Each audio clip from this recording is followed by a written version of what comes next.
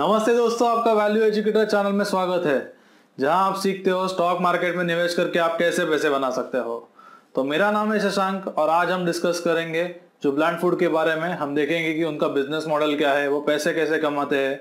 हम उनके वैल्यूएशंस के बारे में भी डिस्कस करेंगे और रिसेंटली ये बीच में स्टॉक थोड़ा फॉल हो गया था, हम उसके बारे में भी देखेंगे और बाद में देखेंगे एंड में कि ये स्टॉक फिलहाल ठीक लेवल पे बाइंग के लिए अवेलेबल है या नहीं। तो चलो शुरू करते हैं।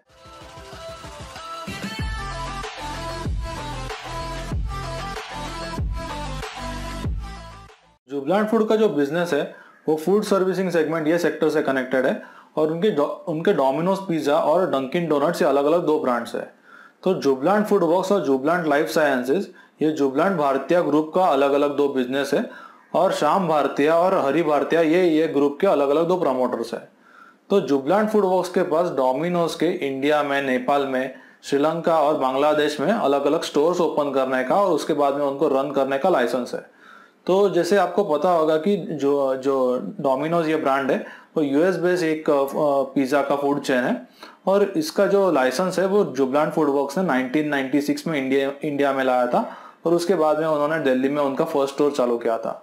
इसके अलावा जुबलैंड फूड वर्क्स के पास में डंकिन डोनट्स का भी लाइसेंस है जो उन्होंने 2011 में लिया था और उसके बाद में 2012 में उन्होंने दिल्ली में ही उसका फर्स्ट स्टोर चालू किया था। जुबलैंड फूड वर्क्स के जो रेवेन्यूज है वो डोमिनोज पिज्जा और डंकिन डोनट से आते हैं, बट मोस्ट ऑफ द उनके जो रेवेन्यूज है वो डोमिनोज पिज्जा से ही आते हैं, क्योंकि जो डंकिन डोनट ये सेगमेंट है वो लास्ट कुछ सालों से उनका लॉस मेकिंग बिजनेस था और रिसेंटली 2-3 क्वार्टर से ही उनका बिजनेस जो है वो ब्रेक इवन तक आ गया है। तो उनका जो डोमिनोज पिज्जा ये सेगमेंट है उसमें उनके ऑलमोस्ट 1200 तक के स्टोर्स है और कुछ स्टोर्स उनके ऑलमोस्ट 22 स्टोर्स उनके श्रीलंका में भी है और उन्होंने रिसेंटली बांग्लादेश में उनका फर्स्ट स्टोर चालू किया था और जिसमें उनको फर्स्ट वीक में ही उन्होंने एक वर्ल्ड रिकॉर्ड सेटअप किया था और सबसे ज़्यादा सेल्स उन्होंने बांग्लादेश के ये स्टोर में किए थे और कंपनी को आगे लग रहा है कि ये स्टोर बांग्लादेश का जो है उसमें आगे जाके भी काफ़ी डेवलपमेंट हो सकता है और वो बांग्लादेश में भी अपने आगे स्टोर्स और बढ़ा सकते हैं। तो इसके अलावा डंकिन डोनट्स में उनके ऑलमोस्ट अभी इंडिया में 31 स्टोर्स हैं और ये स्टोर्स रिसेंटली उन्होंने कम किए थे क्योंकि ये जो बिजनेस है वो थोड़ा उनका लॉस मेकिंग बिजनेस था, तो इसीलिए कंपनी ने ये स्टोर कम करने के बाद अभी वो कुछ अलग स्ट्रेटजी सोच रहे हैं और बाद में एक बार उनका प्रॉफिटेबल बनाने के बाद उनके ये जो 31 स्टोर्स है उनको प्रॉफिटेबल बनाने के बाद कंपनी आगे उनको एक्सपांड कर सकती है। तो इसके अलावा उनका और एक कैटेगरी में रिसेंटली कंपनी ने चालू किया है, हॉक्स किचन ऐसा उसका नाम है और ये चाइनीज जो फूड रेस्टोरेंट्स है ये कैटेगरी में उन्होंने अभी जस्ट एंट्री किया है, क्योंकि चाइनीज फूड ये बहुत फेमस है इंडिया में और नॉर्थ इंडियन फूड के बाद में वो बेस्ट सेलिंग फूड आइटम है फूड सेगमेंट में। तो ये जो सेगमेंट है उसमें लोकल फूड्स और बहुत प्रीमियम सेगमेंट ये अलग अलग दो बहुत एक्सट्रीम तरीके से प्राइस डिफरेंस है। तो जो जुबलैंड फूड है उनको लगता है कि एक थोड़ा नॉर्मल रेट्स में सपोज ये जो चाइनीज़ फूड है वो ऑफर किया जाएगा तो ये जो फूड है उसमें काफ़ी आगे जाके ग्रोथ हो सकती है। तो उन्होंने अपना जो फर्स्ट रेस्टोरेंट है वो गुरुग्राम में चालू किया है और आगे जाके जो जुबलैंड फूड है वो यही साल में ऑलमोस्ट 10 नए स्टोर ये चाइनीज फूड रेस्टोरेंट ये सेगमेंट में चालू करने का प्लान कर रही है। डोमिनोज पिज्जा का ऑलमोस्ट 70% का मार्केट शेयर है और आप देखोगे तो जुबलैंड फूड वर्क्स ने ये डोमिनोज जो पिज्जा है ऑलमोस्ट 273 अलग अलग सिटीज में उन्होंने लॉन्च किया है और उनके अलग अलग 1200 आउटलेट्स है और इसमें उन्होंने लास्ट एक साल में काफ़ी आउटलेट्स अपने बढ़ाए थे। और इसके अलावा उन्होंने रिसेंटली आईपीएल ये सीजन में अलग अलग पिज्ज़ा लॉन्च किए थे और उसका काफ़ी अच्छा रिस्पॉन्स उनको मिला था। और इसके अलावा उन्होंने जो अपना स्टोर का जो डिज़ाइन है वो काफ़ी चेंज किया था और इसका भी कंपनी को थोड़ा अच्छा रिस्पॉन्स मिल रहा है। और आप जैसे कि यहाँ पे देख सकते हो कि उनका जो ऑनलाइन डिलीवरी का जो परसेंटेज है वो ऑलमोस्ट 75% का कंट्रीब्यूट करता है और यही एक ऑलमोस्ट 1 या 1.5 साल के पहले ये 50% था, यानी कंपनी ने ऑलमोस्ट ये जो उनका ऑनलाइन सेल्स है वो 25% ज़्यादा ग्रो कर दिया है। और इसके अलावा कंपनी के पास अलग अलग कुछ उन्होंने टेक्नोलॉजीज पे भी इन्वेस्ट किया है, तो जिससे उनको काफ़ी उनकी जो इफ़िशियंसी है वो बढ़ गई है, क्योंकि उनके जो डिलीवरी बॉयज़ रहते हैं तो उनको वो जीपीएस से ट्रैक करते हैं और ये जो सारा डेटा है उसको अच्छे से प्रोसेस करते हैं ताकि जो कुछ प्रॉब्लम्स डिलीवरी में या कस्टमर को लेके कुछ प्रॉब्लम्स उनको फेस कर रहे होते तो कंपनी ये इजीली ट्रैक करके आगे जाके उनको सॉल्व कर सकती है। तो इसीलिए कंपनी की इफिशियंसी थोड़ी बढ़ गई है। आपको जैसे कि पता होगा कि डोमिनोज पहले कुछ पर्टिकुलर डेज पे ही ऑफ रखता था और उसके बाद में उन्होंने ये स्ट्रैटेजी चेंज करके अभी उनका डेली कुछ ऑफ रहता है। तो ये उनका जो स्ट्रैटेजी है वो डीमार्ट से थोड़ा कनेक्टेड है, जो आपको मैंने डीमार्ट के वीडियो पे अच्छे से एक्सप्लेन किया था। तो इसके बाद में उनके जो प्रॉफिट्स है और रेवेन्यूज है वो काफ़ी बढ़ गए थे। और रिसेंटली कंपनी ने IRCTC से भी टाइप किया है, ताकि आप अपने मोबाइल से जब भी आप रेलवे में ट्रैवल करते थे तो तभी भी आप उनके पिज़्ज़ाज ऑर्डर कर सकते हैं।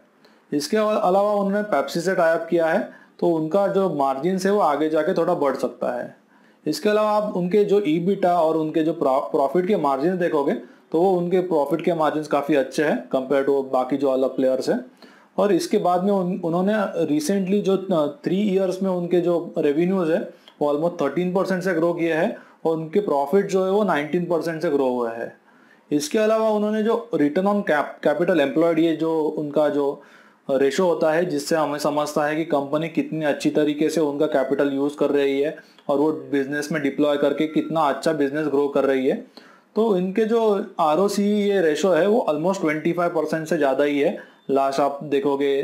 तो इसका मतलब कंपनी ने काफ़ी अच्छे से उनकी जो कैश है उसका यूटिलाइजेशन किया है और उन्होंने उसके बाद में ग्रो भी किया है। और इसके अलावा कंपनी में कोई भी डेट नहीं है और उनके जो फ्री कैश फ्लोज है वो 2018 में काफ़ी अच्छे थे, क्योंकि एक FMCG से रिलेटेड या फूड सेगमेंट से एक रिलेटेड बिजनेस है।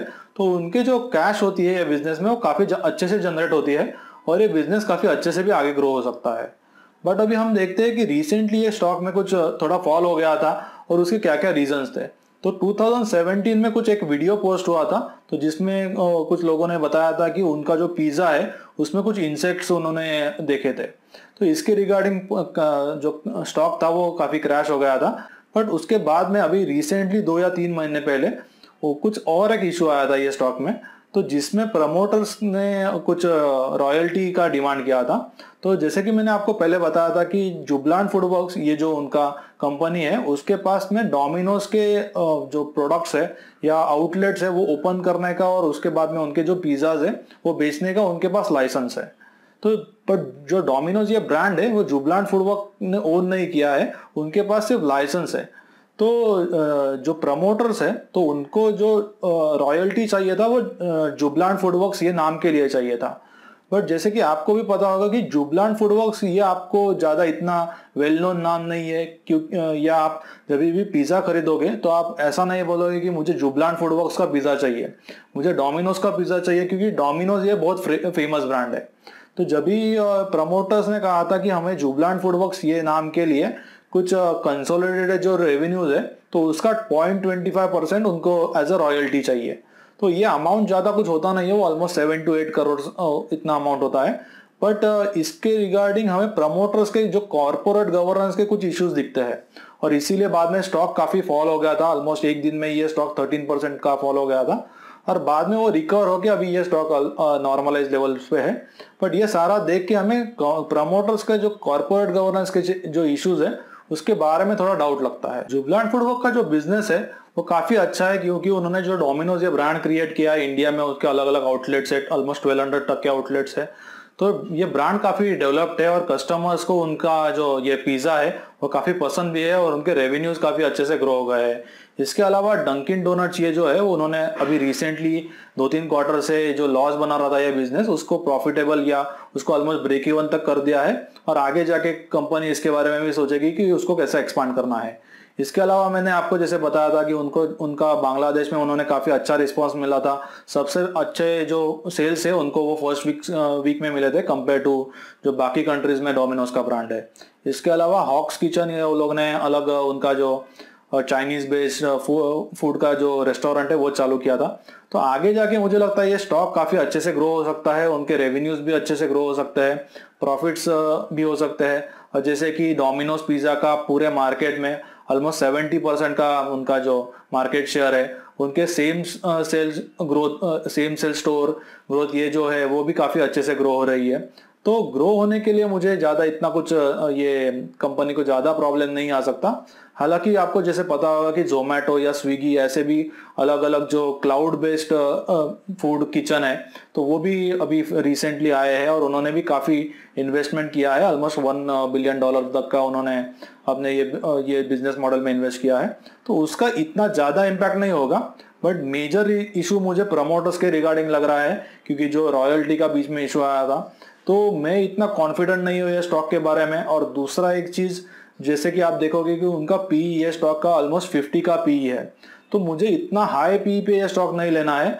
और प्रमोटर्स के जो इशू होते हैं, मैं जनरली ऐसे स्टॉक्स को अवॉइड करता हूँ, और मुझे नहीं लगता मैं आगे जाके ये स्टॉक में कुछ बाइंग करूंगा। और फिलहाल में भी मेरे पोर्टफोलियो में मैं ये स्टॉक होल्ड नहीं कर रहा हूँ। आपको मेरा ये वीडियो पसंद आया होगा तो प्लीज इसे लाइक कीजिए, मेरे चैनल को सब्सक्राइब कीजिए और बेल आइकन पे क्लिक कीजिए, ताकि आपको ऐसे वीडियो फ्यूचर में भी मिल सकते हैं।